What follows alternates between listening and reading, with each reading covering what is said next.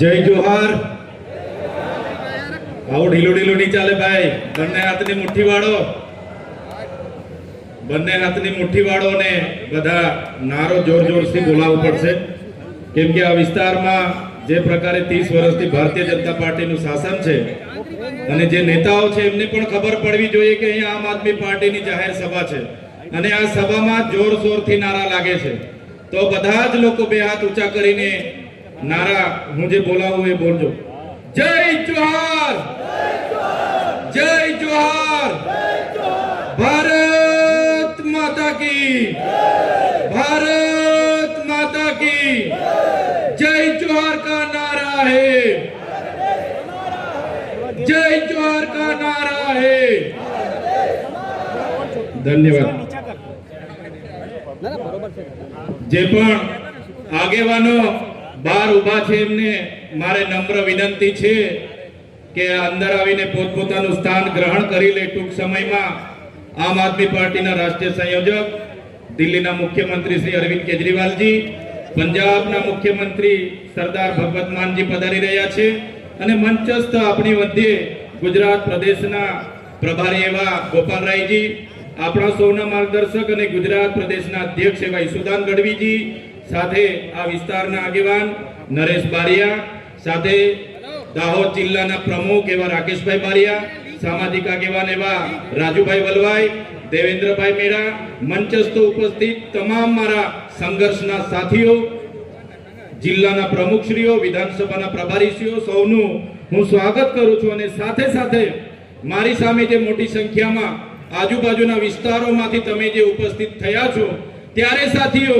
આ તમારી ઉપસ્થિતિ દર્શાવે છે કે આવનારા દિવસોમાં ભારતીય જનતા પાર્ટીની હાથમાંથી સત્તા જાય છે અને આમ આદમી પાર્ટીની તાલુકા જિલ્લાઓમાં સત્તા આવે છે। આજે આ સભા જ્યારે થઈ રહેલી છે ત્યારે સાથીઓ તમે બધા જાણો છો કે આદિવાસી એટલે કોણ? આદિવાસી એટલે આદિ અનાદિ કાળથી આ ધરતી પર વસનારો સમુદાય, જેને આદિવાસી કહેવામાં આવે છે।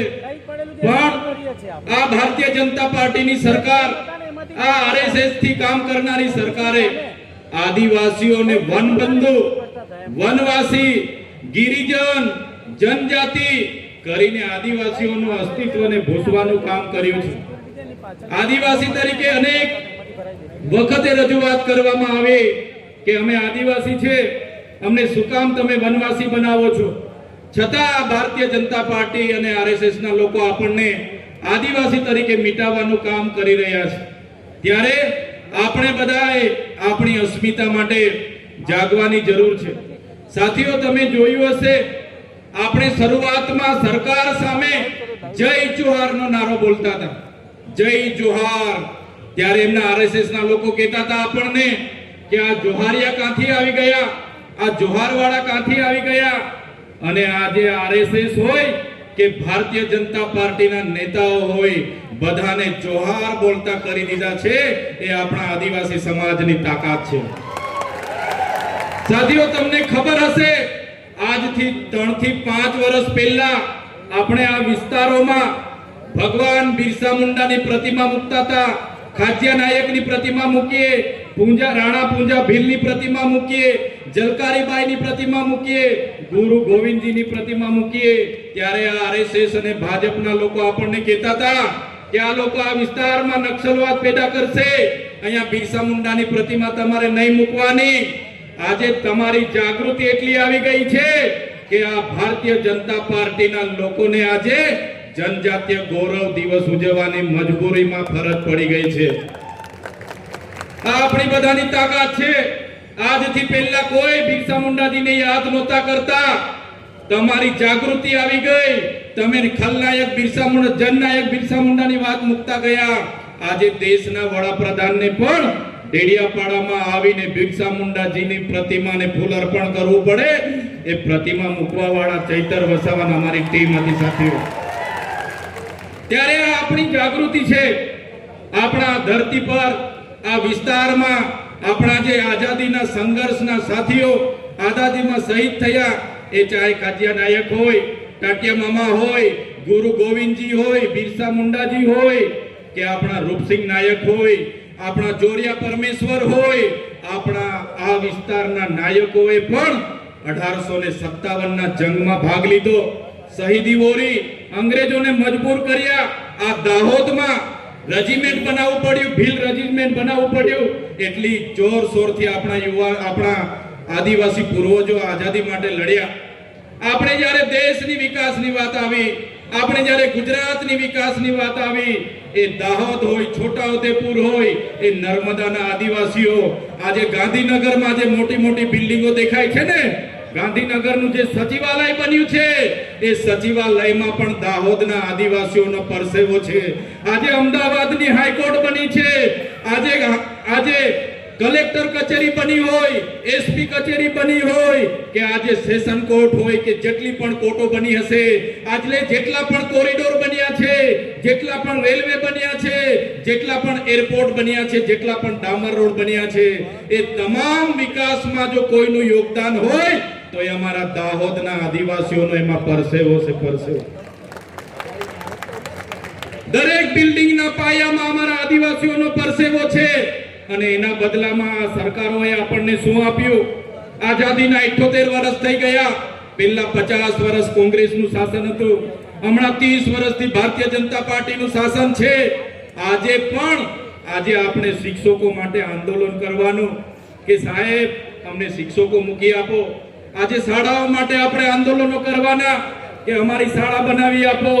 આજે નોકરીઓ માટે શિક્ષિત બેરોજગારો આંદોલન કરે, આજે આપણા ખેડૂતો આંદોલન કરે. આજે જે લોકો અહીંથી ભાગ્યા ખેતી કરવા માટે સૌરાષ્ટ્રમાં ગયા છે, એમને વળતર નથી મળ્યું, એ ભાગ્યા લોકો આંદોલન કરે. આજે આપણા વિસ્તારમાં આપણા અધિકારો માટે આંદોલન થાય, નર્મદાનું પાણી અહીંયા મળે એના આંદોલન થાય, નળ સે જલનું પાણી પીવાનું મળે એના આંદોલન થાય. પણ સરકાર આંદોલનને નિરાકરણ લાવવાની જગ્યાએ પોલીસનો ઉપયોગ કરીને લાઠીચાર્જ કરે છે. આપણા નેતાઓને દબાવવા માટે ખોટા કેસ કરે છે. આ મંચ પરથી એ નેતાઓને પણ કહેવા માંગુ છું, એ ભાજપના નેતાઓ કાન ખોલીને સાંભળી લે. તમને જેટલું વેઠાય એટલું જ અમારા લોકોને હેરાન કરજો, કેમ કે અમે વ્યાજ સહિત એનો હિસાબ કરવાના છે. અમે વ્યાજ સમેત એનો હિસાબ કરીશું. જ્યારે ચૈતર વસાવા આદિવાસીઓને જાગૃત કરવાનું કામ કરે, અનુસૂચિ 5 લાગુ કરવાની માંગ કરે, પૈસા 1 લાગુ કરવાની માંગ કરે, આ વિસ્તારમાં 73 એના જે ગેરકાયદેસર દસ્તાવેજો થયા એને અમે ઉજાગર કર્યું. નલ સે જલનું કૌભાંડ અમે ઉજાગર કર્યું. અહીંના મંત્રીએ મનરેગામાં કૌભાંડ કર્યું અને આપણા લોકોની રોજગારી છીનવી એને અમે ઉજાગર કર્યું. અહીંયા નકલી સિંચાઈની કચેરીઓ ચાલતી હતી એને અમે ઉજાગર કરી. અહીંયા નકલી કોલેજો જીએનએમ એમની ચાલતી હતી એને અમે ઉજાગર કરી. એટલે આ હર્ષભાઈ સંઘવી અને ભૂપેન્દ્રભાઈ પટેલને ગમ્યું નહીં. એક સામાન્ય કેસમાં મને જેલમાં નાખી દેવામાં આવ્યો અને પોલીસ દ્વારા એવી સોગંદનામા રજૂ કરવામાં આવે કે મને તારીખ પર તારીખ મને 80 દિવસ સુધી જેલમાંથી બહાર નીકળવા ન દીધો. વડોદરાની જેલમાં મને વેદના આપવામાં આવી, યાતના આપવામાં આવી અને કહેવામાં આવ્યું કે તમે આદિવાસીઓ માટે કેમ લડો છો, તમે ગરીબો માટે કેમ લડો છો, તમે ભારતીય જનતા પાર્ટીમાં આવી જાઓ, નહીં તો તમારું રાજકારણ ખતમ કરી દઈશું. ત્યારે પણ આ ચૈતર વસાવાએ પોલીસ અધિકારીઓને કીધું તો તમારી જેલોથી ડરવા વાળા ચૈતર વસાવા નથી, તમારી જેલો સામે લડવા વાળા લોકો છે, તમારી ભાજપ સામે લડવા વાળા લોકો છે. સાથીઓ તમે વિચાર કરો, એ ડેડિયાપાડાની જનતાએ, એ સાગબારાની જનતાએ, ચીકતાની જનતાએ એક ધારાસભ્ય તરીકે મને 1 લાખથી પણ વધારે મત આપ્યા.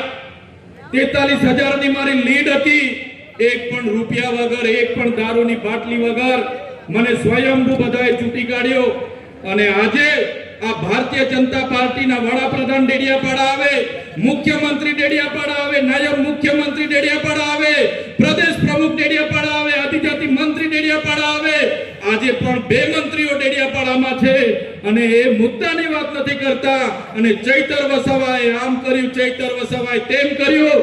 પણ આજે ભાજપ સરકારને હું કહેવા માંગુ છું, ચૈતર વસાવા 3 વર્ષના ધારાસભ્ય છે, તમારી 30 વર્ષની સરકાર છે.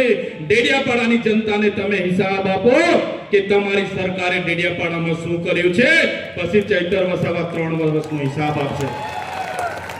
સાથીઓ વિચાર કરો, જે વિસ્તારનો હું ચૂંટાયેલો ધારાસભ્ય છું, સાથીઓ તમે વિચાર કરો, આ ભારતીય જનતા પાર્ટીને એવો તો કેવો ડર છે કે ચૈતર વસાવા આદિવાસીઓને જાગૃત કરે, આદિવાસીઓને એક કરે, આદિવાસીઓ શિક્ષણ માંગે, રોજગાર માંગે, પાણી માંગે, એટલે આ ભારતીય જનતા પાર્ટીને ગમતું નથી.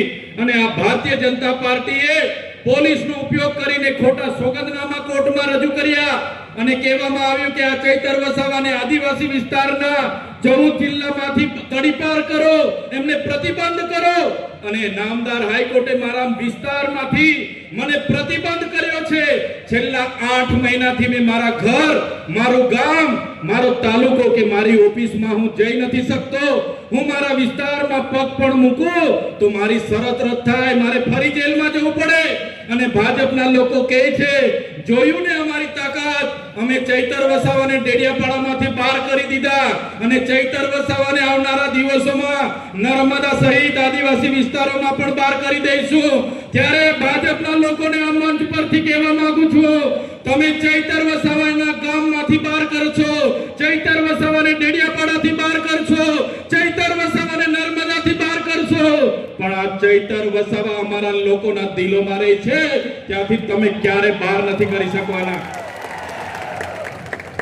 ત્યારે દિલ્હીમાં જ્યારે પરિણામ આવ્યું અને જ્યારે માન્ય કેજરીવાલજીની સરકાર, ત્યાં એમની નીતિઓના કારણે હારનો સામનો કરવો પડ્યો અને ભાજપની સરકાર બની, ત્યારે આ ભાજપના નેતાઓ ગુજરાતમાં કહેતા હતા આમ આદમી પાર્ટી પૂરી થઈ ગઈ, કેજરીવાલજી હારી ગયા, દિલ્હીમાં સરકાર ગઈ. ત્યારે નેતાનો ભી કહેવા માંગુ છું, तुमको कहा लगता था नहीं लौटेंगे, गलत.